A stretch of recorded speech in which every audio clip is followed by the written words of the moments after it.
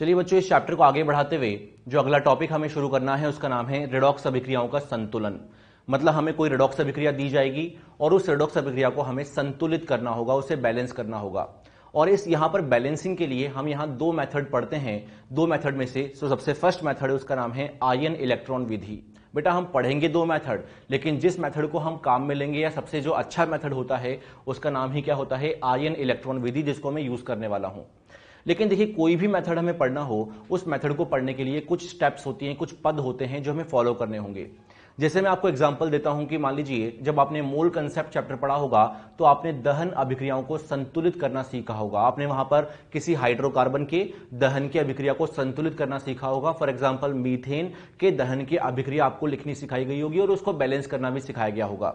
जब आपने किसी भी हाइड्रोकार्बन के दहन की अभिक्रिया को संतुलित किया था तो आपको सिखाया गया था कि सबसे पहले कार्बन का संतुलन करते हैं, फिर हाइड्रोजन का संतुलन करते हैं और लास्ट में ऑक्सीजन का संतुलन करते हैं। पहले कार्बन, फिर हाइड्रोजन, फिर ऑक्सीजन। मतलब वहां पर आपने कुछ पदों को फॉलो किया था, कुछ पद यूज किए थे, कुछ स्टेप्स थी। उसी प्रकार से अगर हमें रेडॉक्स अभिक्रियाओं का संतुलन करना है इस फर्स्ट मेथड से, आयन इलेक्ट्रॉन विधि से, तो हमें यहां पर कुछ पदों को फॉलो करना होगा। और यहां पर एक स्टेप नहीं है, दो स्टेप नहीं है, बहुत सारी स्टेप्स हैं। ओवरऑल 9 स्टेप्स हैं जिसे हमें फॉलो करना होगा। क्लियर है वाली बात? हम बेसिकली कोई भी रेडॉक्स अभिक्रिया का संतुलन करते समय इन सभी पदों को फॉलो करते जाएंगे और जब फॉलो कर लेंगे तो हमें अल्टीमेटली रेडॉक्स अभिक्रियाओं का हम संतुलन कर चुके होंगे।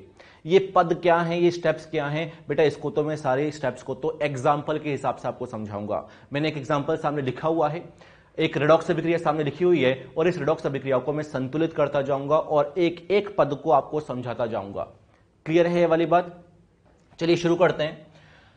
एक रेडॉक्स अभिक्रिया लिखी हुई है कि MnO4 minus plus C2O4 minus 2 gives Mn plus 2 plus CO2। इस अभिक्रिया को हमें संतुलित करना है। सबसे पहले हमें चेक करना है कि अभिक्रिया रेडॉक्स अभिक्रिया भी है या नहीं है। बहुत इजीली आप चेक कर सकते हैं। इस MnO4 माइनस में मैग्नीज की ऑक्सीकरण अंक अगर आप निकालेंगे तो बेटा वो +7 आएगा। कितना आएगा? +7। और वो +7 से किस में परिवर्तित हुआ? +2 में। मतलब उसका अपचयन हुआ। क्या हुआ? अपचयन। उसी प्रकार से ये जो ऑक्सलेट आयन है, इस ऑक्सलेट आयन में आप कार्बन का ऑक्सीकरण अंक निकाल सकते हैं। जब कार्बन का ऑक्सीकरण अंक निकालेंगे तो बेटा वो +3 आएगा और +3 से वो +4 में परिवर्तित होगा। कार्बन +3 से +4 में परिवर्तित होगा, मतलब उसका क्या होगा बेटा? ऑक्सीकरण होगा। मतलब इस अभिक्रिया में एक का तो अपचयन होगा और दूसरे का ऑक्सीकरण होगा। मतलब ये एक रेडॉक्स अभिक्रिया है और इस रेडॉक्स अभिक्रिया को हमें संतुलित करना है और संतुलित करने के लिए हम इन सभी पदों को फॉलो करने वाले हैं। चलिए हर एक स्टेप को पढ़ते जाएंगे और उसको सॉल्व करते जाएंगे। सबसे पहला पद है कि अभिक्रिया को आयनिक रूप में लिखना। मतलब इस अभिक्रिया को सबसे पहले हमें आयनिक रूप में लिखना है। देखा जाए तो यह अभिक्रिया पहले से ही आयनिक रूप में लिखी हुई है। आयनिक रूप में ही तो लिखी हुई है। MnO4 minus oxalate ion gives Mn plus 2 plus CO2, मतलब आयनिक रूप में लिखी हुई है।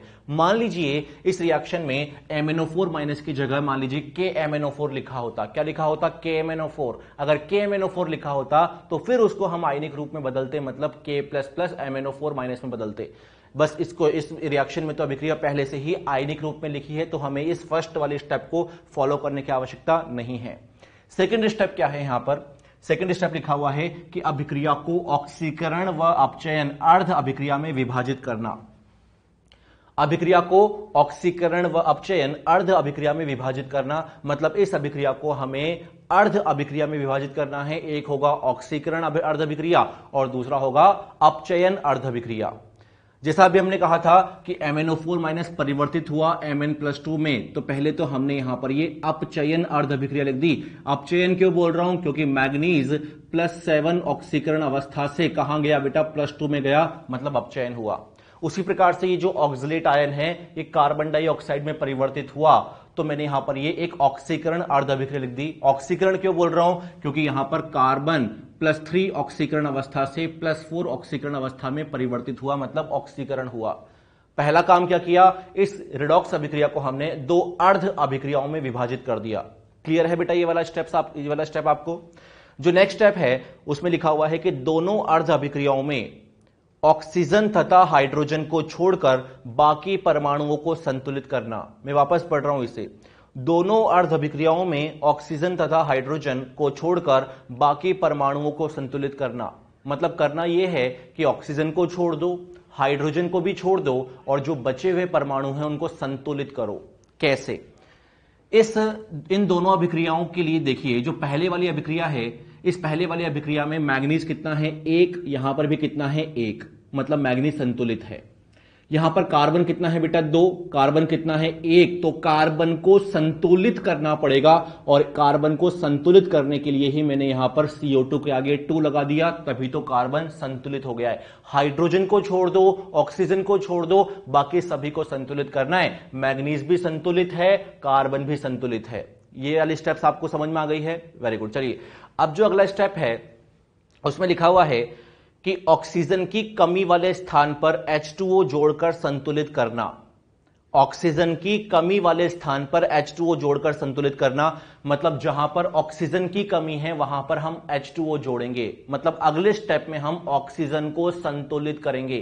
भाई हमने हाइड्रोजन को छोड़ा था, ऑक्सीजन को छोड़ा था, अब ऑक्सीजन का नंबर आ गया।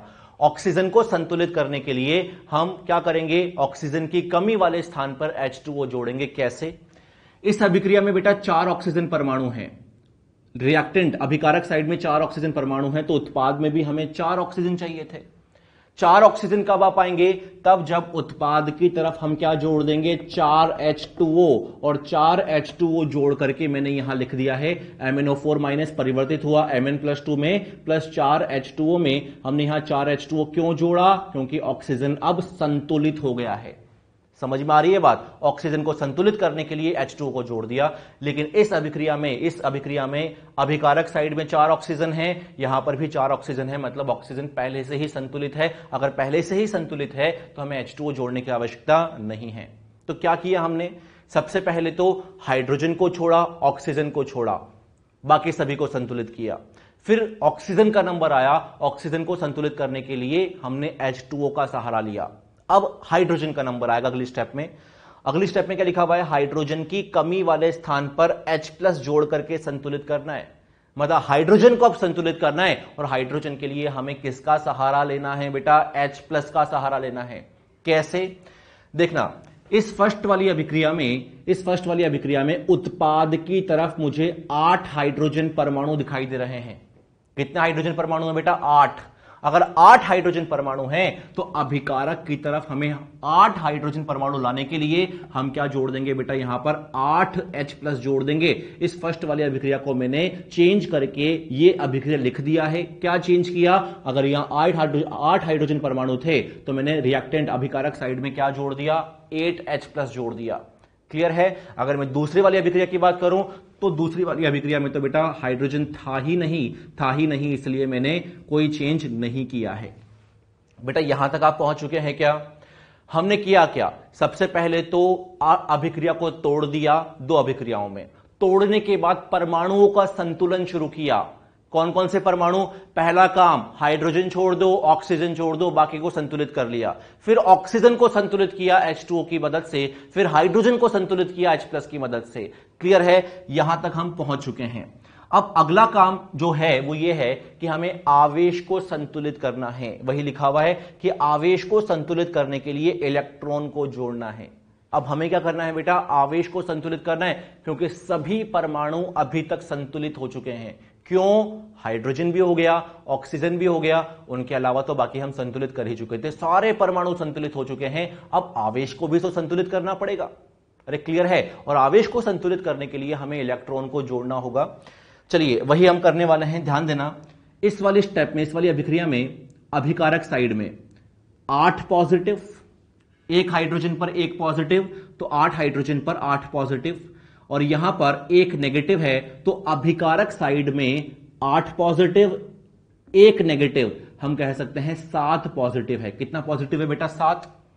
उत्पाद साइड में 2 पॉजिटिव है, तो ध्यान दें यहां 7 पॉजिटिव, यहां 2 पॉजिटिव। 7 और 2 पॉजिटिव में अंतर कितने का है बेटा? 5 का, यानी कि हमें 5 इलेक्ट्रॉन का योग करना है। बेटा इलेक्ट्रॉन का योग हम कहां करेंगे? इलेक्ट्रॉन पर आवेश ऋणावेश होता है, तो संतुलित करने के लिए इलेक्ट्रॉन का योग हम वहां करेंगे जहां पर धनायन की अधिकता हो। क्या कहा मैंने? धनायन की अधिकता हो। यहां पर 7 पॉजिटिव, यहां 2 पॉजिटिव, क्योंकि रिएक्टेंट साइड में, अभिकारक साइड में धनायन की अधिकता है, इसलिए मैंने यहां पर 5 इलेक्ट्रॉन को जोड़ दिया। 5 को ही क्यों जोड़ा? अरे 2 पॉजिटिव करने के लिए क्या करना पड़ेगा बेटा? 5 को ही तो जोड़ना पड़ेगा। अरे क्लियर है? अब आवेश को हमने संतुलित किया पहले वाली अभिक्रिया में, अब नंबर आएगा दूसरे वाली अभिक्रिया का।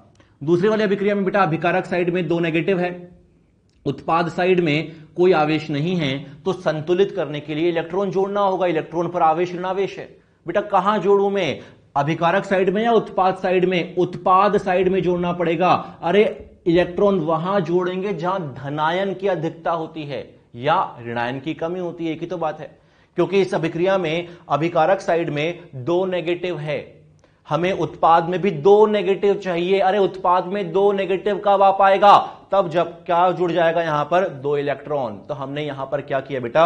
इस स्टेप से इस स्टेप तक आने के लिए इलेक्ट्रॉन को जोड़ा, और इलेक्ट्रॉन कहां जोड़ा? जहां धनायन की अधिकता हो, जहां धनायन की अधिकता हो या ऋणायन की कमी हो। क्लियर है? ये रटना नहीं है, सेंटेंस समझना है। ये आप प्रैक्टिस करेंगे तो बहुत इजीली आप इस स्टेप तक पहुंच पाएंगे। इलेक्ट्रॉन को जोड़ दिया हमने। अब अगर यहां 5 इलेक्ट्रॉन है, यहां 2 इलेक्ट्रॉन है, बेटा ये तो पक्का है कि एक अभिक्रिया अगर ऑक्सीकरण है और दूसरी अभिक्रिया अगर अपचयन है, तो अगर एक में इलेक्ट्रॉन लेफ्ट साइड में जुड़ा है तो दूसरे में इलेक्ट्रॉन राइट साइड में ही जुड़ेगा।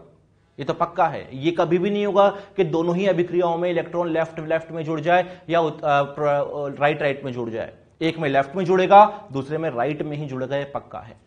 चलिए अब जो अगला स्टेप है वो ये कि इलेक्ट्रॉन को तो हमने जोड़ दिया, अब इलेक्ट्रॉन को हमें बराबर भी करना है। मुझे बताइए क्या इन दोनों अभिक्रियाओं में इलेक्ट्रॉन बराबर हैं क्या? नहीं।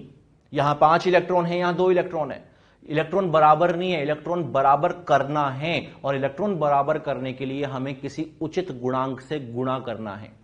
दोनों अभिक्रियाओं को हमें किसी उचित गुणांक से गुणा करना है ताकि इलेक्ट्रॉन की संख्या क्या हो पाए? बराबर। वही लिखा हुआ है, इलेक्ट्रॉन की संख्या बराबर करने के लिए दोनों अभिक्रियाओं को उचित संख्या से गुणा करना है। किससे? एक बार सोचना, इन दोनों अभिक्रियाओं को मैं किन किन गुणांक से गुणा करूं ताकि इलेक्ट्रॉन की संख्याएं बराबर हो जाए? भाई सीधी सी बात है, अगर मैं क्रॉस मल्टीप्लाई कर दूं, अगर इस वाली अभिक्रिया को मैं 2 से गुणा कर दूं और इस वाली अभिक्रिया को मैं 5 से गुणा कर दूं, ऐसा करने से फायदा क्या होगा कि भैया यहां पर 5 गुणा 2 क्या हो जाएगा? 10 इलेक्ट्रॉन। यहां पर 5 गुणा 2 क्या हो जाएगा? 10 इलेक्ट्रॉन। मतलब इलेक्ट्रॉन की संख्या क्या हो जाएंगी? बराबर। इलेक्ट्रॉन की संख्याएं बराबर हो जाएंगी, इसीलिए मैंने क्या किया? क्रॉस मल्टीप्लाई कर दिया। ऐसा आवश्यक नहीं है कि क्रॉस मल्टीप्लाई करें, केवल दिमाग लगा करके ऐसा गुणांक से गुणा करें ताकि इलेक्ट्रॉन क्या हो जाए? बराबर। वो आगे एग्जांपल हम लेंगे तो और आपको क्लियर हो पाएगा। तो बस ये एग्जांपल आपको समझ में आना चाहिए, आगे की टेंशन मत लेना। 5 इलेक्ट्रॉन थे, 2 से गुणा कर देंगे, 2 इलेक्ट्रॉन थे, 5 और से गुणा कर देंगे, 10-10 इलेक्ट्रॉन हो जाएंगे। चलिए करते हैं। अगर हमने इस पहले वाली अभिक्रिया को 2 से गुणा किया तो ये अभिक्रिया बन गई, हर एक गुणांक 2 से गुणा हो गया, और दूसरी वाली अभिक्रिया को 5 से गुणा किया तो 5 से गुणा करके ये अभिक्रिया आ गई। ऐसा करने से फायदा क्या हुआ? अभिकारक में भी 10 इलेक्ट्रॉन, उत्पाद में भी 10 इलेक्ट्रॉन, इलेक्ट्रॉन क्या हो गए? बराबर। अब क्या करना है? बस दोनों अभिक्रियाओं का हमें योग करना है, दोनों अभिक्रियाओं को जोड़ना है। हम जानते हैं जोड़ने पर अभिकारक अभिकारक में जुड़ेगा और उत्पाद उत्पाद में जुड़ेगा। तो उससे फायदा क्या होगा बेटा? ये 10 इलेक्ट्रॉन आपस में क्या हो पाएगा? कैंसिल। ये 10-10 इलेक्ट्रॉन आपस में क्या हो जाएंगे? कैंसिल। अगर कैंसिल हो जाएंगे तो हां अभिक्रिया क्या बन जाएगी बेटा? ये अभिक्रिया बन जाएगी। अब ध्यान दें, अगर मैंने दोनों अभिक्रियाओं को जोड़ दिया, जोड़ देने पर अभिकारक अभिकारक में जुड़ के ये आ गया, उत्पाद उत्पाद में जुड़ के ये आ गया, मतलब अभिक्रिया क्या हो चुकी है? संतुलित हो चुकी है। अरे क्लियर है वाली बात? तो किया क्या हमने? यहां पर दोनों अभिक्रियाओं को जोड़ दिया। पहला काम था तोड़ना और लास्ट वाला काम क्या था बेटा? जोड़ना। समझना, पहले अभिक्रिया को हमने तोड़ा, फिर जोड़ा और बीच में संतुलित किया। पहले तोड़ा, फिर जोड़ा और बीच में क्या किया बेटा? हमने संतुलित किया। और संतुलित करने के लिए सबसे पहले परमाणुओं को संतुलित किया और फिर इलेक्ट्रॉन को संतुलित किया। परमाणुओं में स्टेप्स क्या थी? सबसे पहले हाइड्रोजन ऑक्सीजन को छोड़ दो, बाकी सबको संतुलित करो। फिर ऑक्सीजन को H2O की मदद से, हाइड्रोजन को H+ की मदद से।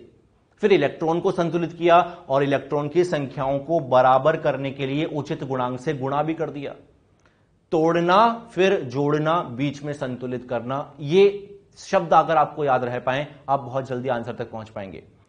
चलिए, ये जो अभिक्रिया हमारा आंसर आया, ये जो आंसर हमारा यहां तक आया, इस अभिक्रिया को अगर आप ध्यान से देखेंगे तो इस अभिक्रिया में आपको H+ दिखाई दे रहा है। क्या दिखाई दे रहा है बेटा? H+ दिखाई देने का मतलब ये संतुलित हमने किया है अम्लीय माध्यम में। कौन से माध्यम में संतुलित किया है बेटा? अम्लीय माध्यम में। अगर इसी अभिक्रिया को मैं क्षारीय माध्यम में संतुलित करना चाहूं, अगर क्वेश्चन में हमें क्षारीय माध्यम दिया गया है, कौन सा माध्यम दिया गया है? क्षारीय, तो हम इस लास्ट वाले स्टेप को फॉलो करेंगे। ये वाले स्टेप जरूरी नहीं है कि हम फॉलो करें ही करें, ये केवल कब फॉलो करना है? तब जब क्षारीय माध्यम दिया हो। क्या करना होगा उस केस में? यदि अभिक्रिया का माध्यम क्षारीय दिया है तो दोनों ओर OH- जोड़ देते हैं। क्या जोड़ देते हैं बेटा? OH- जोड़ देते हैं। और कितने OH- जोड़ देते हैं? H+ के बराबर। देखिए, समझना, ये जो अभिक्रिया है ये अम्लीय माध्यम में संतुलित है। इस अभिक्रिया में मैं दोनों ही तरफ OH- जोड़ूंगा। कितने OH- जोड़ूंगा? 16 OH-। 16 क्यों बोल रहा हूं? अरे जितने H+ है उतने ही OH आयन को जोड़ना है। 16 H+ है तो दोनों ही तरफ मैंने क्या किया बेटा? यहां पर 16 OH- को जोड़ दिया। जोड़ने से फायदा क्या हुआ? जोड़ने से फायदा यह हुआ कि 16 H+ और 16 OH- मिलके क्या बनाएंगे? 16 H2O। क्या बनाएंगे बेटा? 16 H2O। अगर यहां 16 H2O है, यहां 8 H2O है, 8 H2O और 16 H2O कैंसिल होके हमें क्या मिलेगा? यहां पर 8 H2O। अरे बात समझ में आ रही है? क्या किया? दोनों ही तरफ OH- जोड़ दिया। जोड़ने से क्या हुआ? जो H2O कैंसिल हुए उसको कैंसिल कर दिया। अब जो अभिक्रिया हमें यहां पर मिली, ये वाली जो अभिक्रिया हमें मिली, इस अभिक्रिया में हमें कहीं पर भी H+ दिखाई नहीं दे रहा। इस अभिक्रिया में हमें क्या दिखाई दे रहा है? OH-। यानी कि ये जो अभिक्रिया हमने संतुलित की है ये क्षारीय माध्यम में संतुलित की है। बेटा ये जो एग्जांपल मैंने यहां लिया है ना, इस एग्जांपल में सब कुछ फॉलो हो रहा है, सारे स्टेप्स को फॉलो हमने किया है। बस इतना सा है, ये क्वेश्चन यहीं पर रुक जाएगा। कब? तब जब माध्यम कौन सा दिया जाएगा? अम्लीय। अगर माध्यम क्षारीय दिया जाए तो हमें यह काम और करना होगा। केवल जितना H+ मौजूद है उतना ही OH- दोनों तरफ हम जोड़ देंगे तो अभिक्रिया कौन से माध्यम में संतुलित हो जाएगी बेटा? क्षारीय माध्यम में संतुलित हो जाएगी। बहुत इजी काम है ये। और हो सकता है कि आपको लग रहा हो सर ये तो बहुत लंबा काम है, एग्जाम में हम कैसे करेंगे? बेटा ये तो अभी हमने सारे स्टेप्स को अलग अलग में लिखा है, ये काम हम बहुत जल्दी कर पाएंगे जब हम प्रैक्टिस कर लेंगे। क्लियर हो पा रही है बात? इसी बात को मैं अगले एग्जाम्पल से आपको समझाऊंगा, आपका ध्यान बोर्ड पर होना चाहिए। ये संतुलन मैंने किया इस अभिक्रिया के लिए। एक और एग्जाम्पल मैं लूंगा और सभी स्टेप्स को मैं फॉलो करूंगा, ध्यान देना।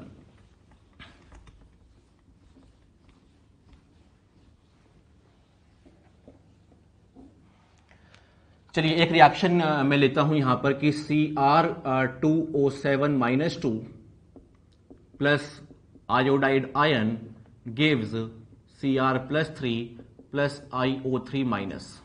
ये क्वेश्चन में हमें दिया है और ऐसा कहा गया है कि इस अभिक्रिया का हमें संतुलन करना है। अम्लीय माध्यम भी हो सकता है, क्षारीय माध्यम भी हो सकता है, बट हम कर तो दोनों में सकते हैं, लेकिन बात इतनी सी है कि ज्यादातर माध्यम अम्लीय दिया जाता है। चलिए शुरू करते हैं। पहला काम हम करेंगे कि इस अभिक्रिया को हम अर्ध अभिक्रियाओं में विभाजित करेंगे, यानी कि Cr2O7-2 गिव्स क्या हो जाएगा बेटा? यहां पर Cr+3। पहला काम, इसको अर्ध अभिक्रिया में विभाजित किया और यहां पर हम आयोडाइड आयन को परिवर्तित कर रहे हैं किसमें बेटा? IO3- में। अरे क्लियर है वाली बात? मतलब पहला काम तोड़ दिया और अंतिम काम क्या होगा बेटा? जोड़ना। पहला काम तोड़ना, अंतिम काम क्या होगा? जोड़ना। बीच में क्या करना है हमें? संतुलन। संतुलन में किसका संतुलन? परमाणुओं का संतुलन। किसको छोड़ के? हाइड्रोजन और ऑक्सीजन को छोड़ के। आ रही बात समझ में?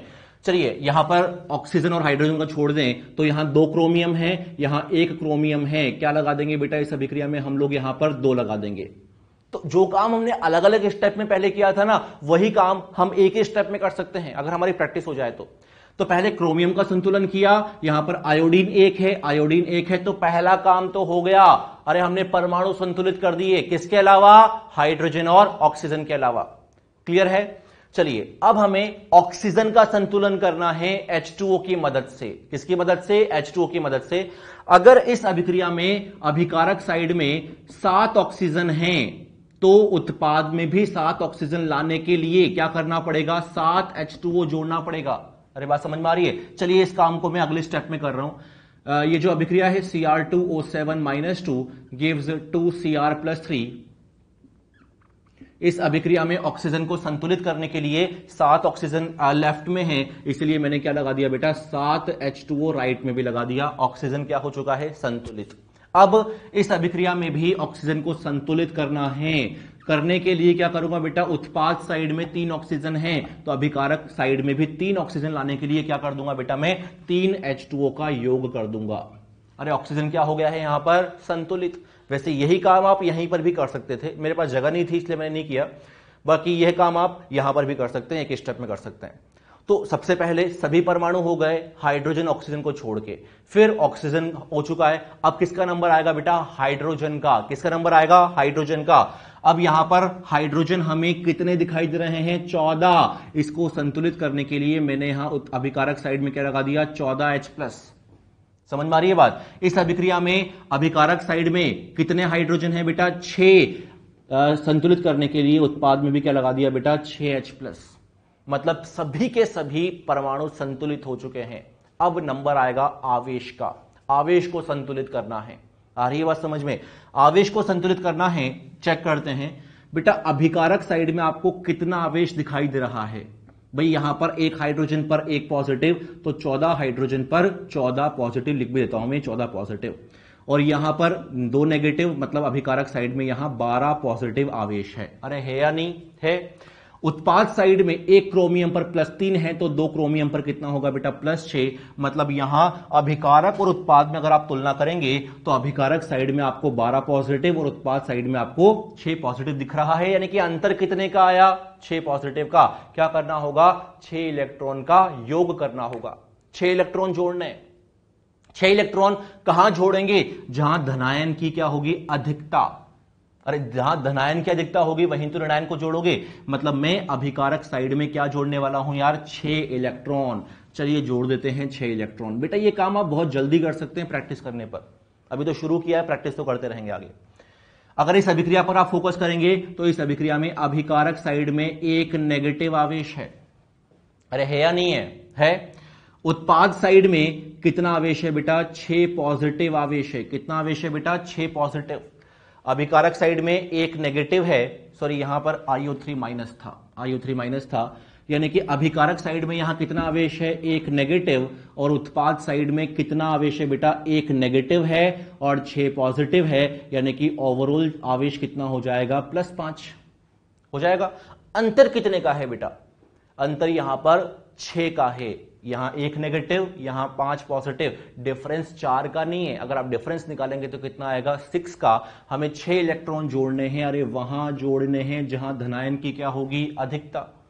समझ में आ रही है बात? यानी कि हमने अभिकारक में भी इलेक्ट्रॉन जोड़ दिए, उत्पाद में भी इलेक्ट्रॉन जोड़ दिए। और आप अगर ध्यान दें तो हम अगले स्टेप में वो काम करते हैं जिसमें हम किसी उचित गुणांक से गुणा करते हैं। लेकिन हाँ, क्योंकि यहां पर 6 इलेक्ट्रॉन, यहां पर भी 6 इलेक्ट्रॉन, मतलब इलेक्ट्रॉन की संख्याएं क्या है यहां पर, बराबर है। मतलब हमें किसी गुणांक से गुणा करने की आवश्यकता नहीं है। मान लीजिए यहां पर संतुलित करते समय यहां पर मान लीजिए 3 इलेक्ट्रॉन आ जाता, फॉर एग्जांपल यहां पर मान लीजिए 3 इलेक्ट्रॉन आ जाता गलती से। अगर आता तो हम क्या करते, हम ये करते कि यहां 6 इलेक्ट्रॉन, यहां 3 इलेक्ट्रॉन, बराबर करने के लिए इस दूसरे वाली अभिक्रिया को भी 2 से गुणा कर देते। बस दोनों में इलेक्ट्रॉन की संख्याओं को बराबर करना है। बराबर करने के लिए किसी भी गुणांक से हम गुणा कर सकते हैं, जो कि यहां आवश्यक नहीं है। यहां तो बराबर है इलेक्ट्रॉन। अब करना क्या है, हमें दोनों ही अभिक्रियाओं का योग करना है और हमारा आंसर आ जाएगा। क्योंकि अगर योग करेंगे तो ये 6 इलेक्ट्रॉन से 6 इलेक्ट्रॉन क्या हो पाएगा, कैंसिल। तो क्या अभिक्रिया आएगा, 14H प्लस Cr2O7-2। ये अभिकारक में जुड़ेगा, मतलब क्या है, ये 3H2O प्लस I- गिव्स। उत्पाद में क्या बनेगा बेटा, यहां पर 2 क्रोमियम आयन, 7 H2O प्लस क्या आने वाला है हमारे पास में यहां IO3- प्लस क्या आ जाएगा, 6H+।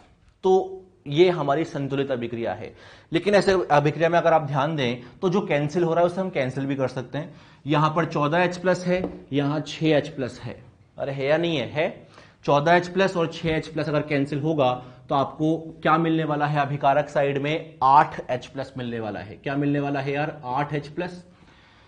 यहां पर H2O आपको दिखाई दे रहा है 3 H2O, उत्पाद में 7 H2O। अगर संतुलित करोगे, कैंसिल करोगे, कैंसिल करने पर आपको क्या मिलेगा बेटा, यहां पर उत्पाद साइड में 4 H2O। तो अगर पूरी अभिक्रिया हम लिखें संतुलित करने के बाद में, तो इस प्रकार की अभिक्रिया आने वाली है। उत्पाद साइड में क्या है, यहां पर 2 क्रोमियम आयन और 4 H2O, और केवल कौन बचा हुआ है उत्पाद साइड में बेटा, IO3-। तो ये हमारी संतुलित अभिक्रिया है। लेकिन क्योंकि इस अभिक्रिया में हमें H+ दिखाई दे रहा है, मतलब ये कौन से माध्यम में है, अम्लीय माध्यम में है। अगर क्वेश्चन में हमें क्षारीय माध्यम दिया जाए, तो क्षारीय माध्यम के केस में हम इस अभिक्रिया में दोनों ही और क्या जोड़ने वाले हैं, OH आयन। कितने OH आयन, 8, क्योंकि 8 H+ है तो दोनों ही तरफ हम क्या जोड़ देंगे, 8 OH आयन। और 8 OH आयन जोड़ने पर वो अभिक्रिया कौन से माध्यम में संतुलित हो जाएगी बेटा, क्षारीय माध्यम में। वो आप कर सकते हैं, आगे के एग्जांपल हम कर भी लेंगे, कोई बड़ी बात नहीं है। बाकी आई थिंक ये आपको समझ में आया होगा। इस क्वेश्चन को हमने बहुत ज्यादा स्टेप में सॉल्व नहीं किया, फिर भी मैं कहूंगा कि हमने टाइम ज्यादा लगा दिया। जब आप और प्रैक्टिस करेंगे इसमें, क्वेश्चन को मैक्सिमम 20 सेकंड या 30 सेकंड में आप कर पाएंगे, उससे ज्यादा टाइम लगने वाला नहीं है। जब आप प्रैक्टिस कर लेंगे तो ऐसा होने वाला है। चलिए, अब जो अगली अभिक्रिया है जिसे हमें संतुलित करना है, वो सामने लिखा हुआ है बेटा। स्टेप्स को फॉलो करते जाएंगे और आंसर तक हमें पहुंचना है। चलिए, पहला काम है कि इस अभिक्रिया को तोड़ना है, और लास्ट काम क्या है बेटा, जोड़ना है। पहला काम चलिए तोड़ते हैं। यहां पर क्या होगा, जिंक परिवर्तित हो रहा है Zn+2 में, और NO3- परिवर्तित हो रहा है यहां पर NO में। तो पहले तो हमने अभिक्रिया को 2 अर्ध अभिक्रियाओं में विभाजित कर दिया। फिर हम सभी परमाणुओं का संतुलन करेंगे। और स्टेप्स क्या हैं, पहले हाइड्रोजन और ऑक्सीजन को छोड़ेंगे, बाकी सबको संतुलित करेंगे। जिंक 1 है, यहां पर भी जिंक 1 ही है। नाइट्रोजन 1 है, नाइट्रोजन 1 है, मतलब हाइड्रोजन और ऑक्सीजन के अलावा बाकी सभी परमाणु संतुलित भी हैं। फिर नंबर आएगा ऑक्सीजन का, और ऑक्सीजन को संतुलित करते समय सेकंड अभिक्रिया में देखिए, यहां पर 3 ऑक्सीजन परमाणु हैं, यहां पर 1 ऑक्सीजन परमाणु है। तो हां, 2 ऑक्सीजन परमाणुओं का संतुलन करना है, इसलिए मैं यहां पर 2 H2O का योग करने वाला हूं। आ रही बात समझ में? 2 H2O क्यों जोड़ा? क्योंकि अभिकारक की साइड में 2 ऑक्सीजन परमाणु अधिक थे। अगली जो स्टेप है, उस स्टेप में हम लोग हाइड्रोजन परमाणु का संतुलन करते हैं। और हाइड्रोजन परमाणु का संतुलन करने के लिए देखिए, यहां पर 4 हाइड्रोजन है। अगर 4 हाइड्रोजन है तो यहां पर हम लोग 4 हाइड्रोजन आयन को जोड़ने वाले हैं। तो मतलब सभी परमाणु संतुलित हो चुके हैं। आ रही बात समझ में? अब आवेश का संतुलन करने के लिए हम इलेक्ट्रॉन का योग करेंगे। इलेक्ट्रॉन का योग करेंगे, देखिए यहां पर चार्ज 0 है और यहां पर चार्ज +2 है, मतलब 2 इलेक्ट्रॉन का योग करना होगा। और 2 इलेक्ट्रॉन का योग वहां करना होगा जहां धनायन की अधिकता है, और धनायन की अधिकता उत्पाद की साइड में है, यानी कि यहां पर हमें 2 इलेक्ट्रॉन का योग करना होगा।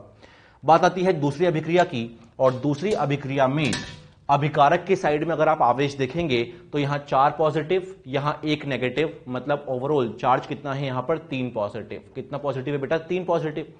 उत्पाद साइड में कोई भी आवेश नहीं है, मतलब हमें यहां पर 3 इलेक्ट्रॉन का योग करना है। और 3 इलेक्ट्रॉन का योग कहां करना होगा बेटा? अभिकारक साइड में। बेटा मैं पहले भी आपको समझा चुका हूं कि यदि हमने इस अभिक्रिया में उत्पाद की साइड में इलेक्ट्रॉन का योग किया था, तो यहां हमें अभिकारक की साइड में इलेक्ट्रॉन का योग करना होगा।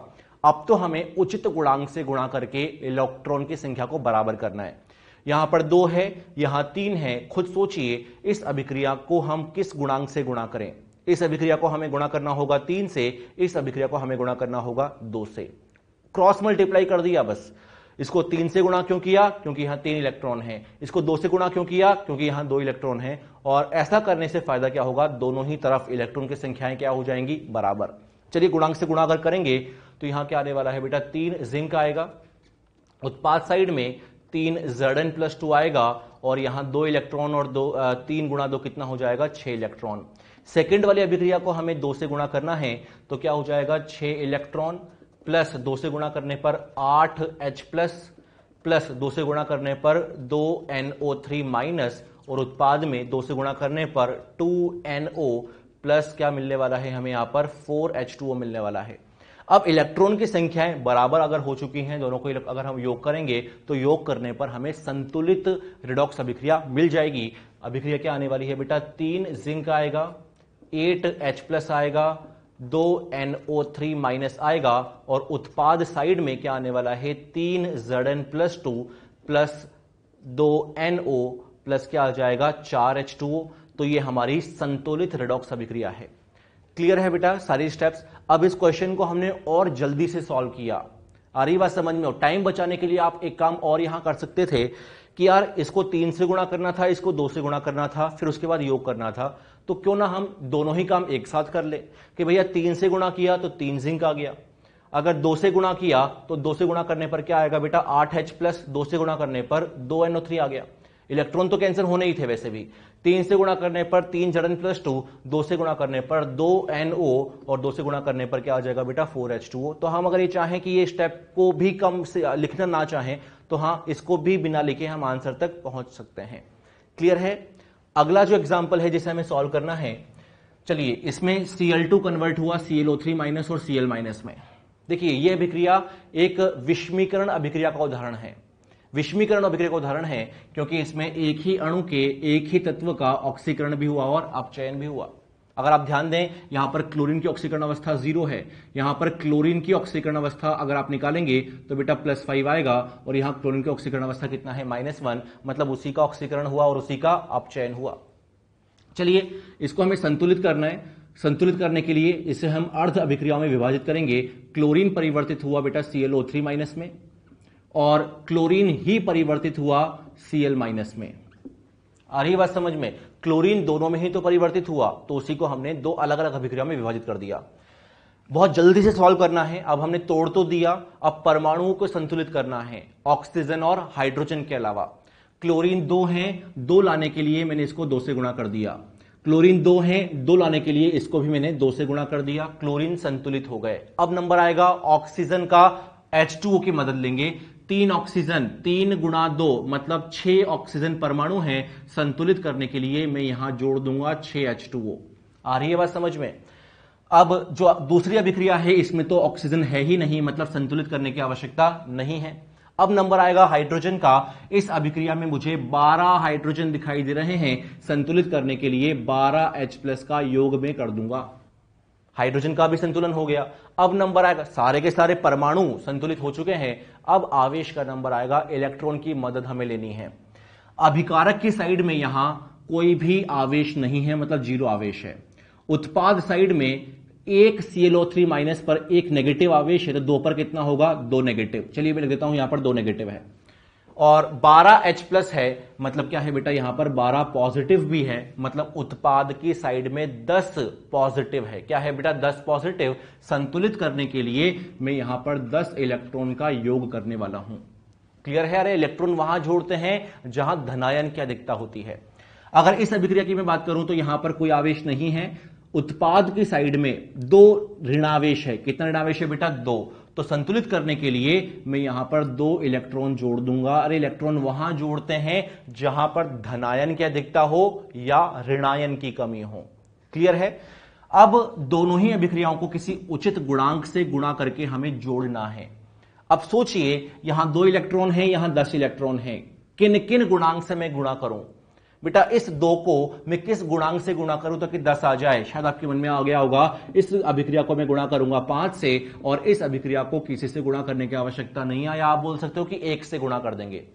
अगर मैंने इसको 5 से गुणा किया तो 5 से गुणा करने पर क्या आ जाएगा बेटा 10 इलेक्ट्रॉन। अरे क्लियर है? अब इन दोनों अभिक्रियाओं को हमें इन गुणांक से गुणा करके जोड़ना भी है। दोनों काम मैं एक साथ करूंगा। चलिए अगर मैं पहले वाली अभिक्रिया को 1 से गुणा करूं तो वो तो 6H2O, तो 6H2O ही रहेगा, कोई परिवर्तन नहीं होगा। Cl2 भी एज इट इज ही रहेगा। इस वाली अभिक्रिया में अभिकारक साइड में अगर मैं इसको 5 से गुणा करूंगा, इलेक्ट्रॉन तो कैंसिल हो ही जाएंगे, 5 से गुणा करूंगा तो क्या आ जाएगा बेटा यहां पर 5 Cl2। उत्पाद की तरफ देखना, ये एज इट इज रहेगा 2 ClO3 minus plus 12H+ as it is रहेगा। यहां उत्पाद साइड में अगर ये 5 से गुणा होगा तो क्या बन जाएगा 10 Cl माइनस। तो हमने दोनों काम एक साथ किए, गुणांक से गुणा भी किए और दोनों को जोड़ भी दिया और हमारा आंसर तक हम पहुंच चुके हैं। छोटा सा काम एक और बाकी रह गया है यहां पर, वो ये कि हाँ ये Cl2 ये 5 Cl2 मिलके क्या बन जाएगा बेटा 6 Cl2।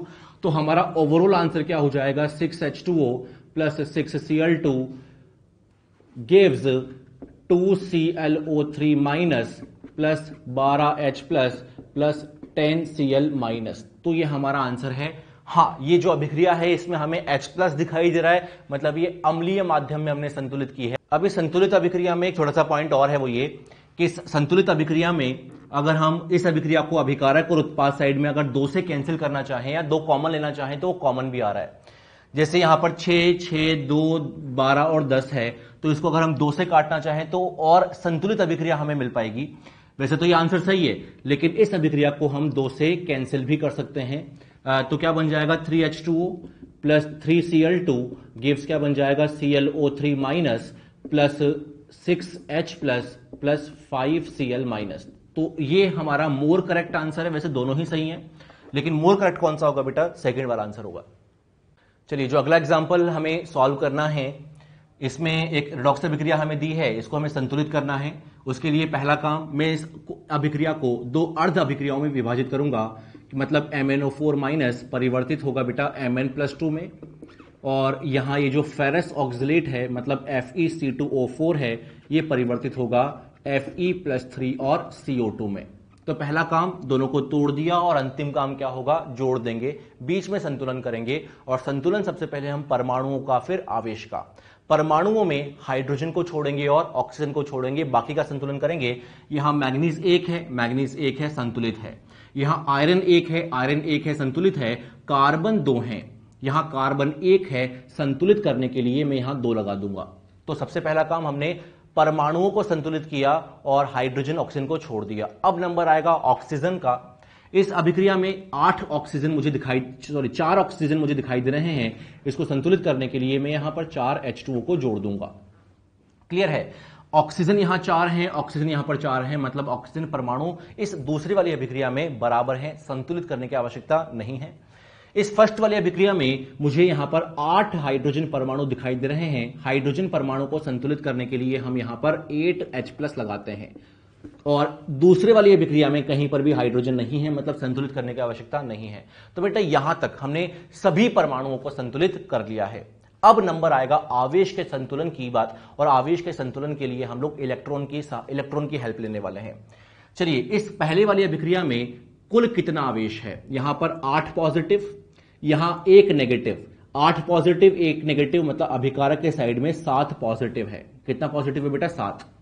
उत्पाद की तरफ यहां पर 2 पॉजिटिव है, मतलब अंतर कितने का है बेटा? 5 का। मतलब पहले वाली अभिक्रिया में हमें 5 इलेक्ट्रॉन का योग करना है, और इलेक्ट्रॉन का योग वहां होगा जहां धनायन की अधिकता होगी। मतलब यहां हम लोग 5 इलेक्ट्रॉन का योग अभिकारक की तरफ करने वाले हैं। क्लियर है वाली बात? अगर मैं सेकंड अभिक्रिया की अगर बात करता हूं तो यहां पर अभिकारक की तरफ कोई आवेश नहीं है, यहां उत्पाद की तरफ 3 धनावेश है। अगर 3 धनावेश है तो 3 इलेक्ट्रॉन का योग करना होगा, और 3 इलेक्ट्रॉन का योग वहां करना है जहां धनायन की अधिकता हो। मैं बार बार आपसे बोल रहा हूं, अगर आपने एक अभिक्रिया में इलेक्ट्रॉन अभिकारक की तरफ जोड़ा है तो पक्का है कि दूसरी अभिक्रिया में इलेक्ट्रॉन उत्पाद की तरफ ही जुड़ेगा। अरे तभी तो वो आपस में कैंसिल हो पाएंगे। अगर एक अपचयन अभिक्रिया है तो दूसरी ऑक्सीकरण अभिक्रिया है। अब अगला काम हमें इलेक्ट्रॉन को कैंसिल करने के लिए एक उचित गुणांक से गुणा करना है। एक बार सोचिए, इन दोनों अभिक्रियाओं को मैं किस किस गुणांक से गुणा करूं ताकि इलेक्ट्रॉन कैंसिल हो पाए या बराबर हो पाए। यहां 5 इलेक्ट्रॉन है, यहां 3 इलेक्ट्रॉन है, बस क्रॉस मल्टीप्लाई कर दो। पहले वाली अभिक्रिया को 3 से गुणा कर दो, दूसरे वाली अभिक्रिया को 5 से गुणा कर दो, ताकि इलेक्ट्रॉन बराबर हो जाएंगे और आपस में कैंसिल हो जाएंगे। मैं 2 काम एक साथ करूंगा। पहला काम, इसको 3 से गुणा करूंगा, इसको 5 से गुणा करूंगा, और फिर दोनों को जोड़ दूंगा। मैं ये सारा काम एक साथ करने वाला हूं ताकि टाइम बचेगा। क्लियर है? चलिए, अगर मैं इस अभिक्रिया को 3 से गुणा करूंगा, इसको 5 से गुणा करूंगा, तो 15 इलेक्ट्रॉन क्या हो जाएंगे? कैंसिल। इस अभिक्रिया को 3 से गुणा करो तो अभिकारक साइड में 8 गुणा 3 कितना आ जाएगा बेटा? 24H+ आ जाएगा। यहां पर 3 से गुणा करेंगे तो क्या आ जाएगा? 3 MnO4 माइनस, अगर इस अभिक्रिया को 5 से गुणा करोगे तो क्या आ जाएगा? ये 5 फेरस ऑक्सलेट 5 FeC2O4। बात आती है उत्पाद की। उत्पाद साइड में ये 3 से गुणा होगा तो क्या बन जाएगा? 3 Mn+2 प्लस ये 3 से गुणा होकर क्या बन जाएगा? 12 H2O, और ये 5 से गुणा होगा तो क्या बनेगा बेटा? ये 5 Fe+3 प्लस 5 से गुणा होगा तो क्या बन जाएगा 10 CO2।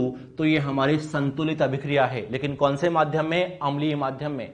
अगर इसी को हमें क्षारीय माध्यम में संतुलित करना है तो जितना H+ है उतना ही OH आयन दोनों तरफ जोड़ देंगे। अगर 24H+ है तो 24H+ को हम दोनों तरफ जोड़ देंगे और हमारा आंसर क्षारीय माध्यम में आ जाएगा। कर सकते हैं बेटा ये चीज?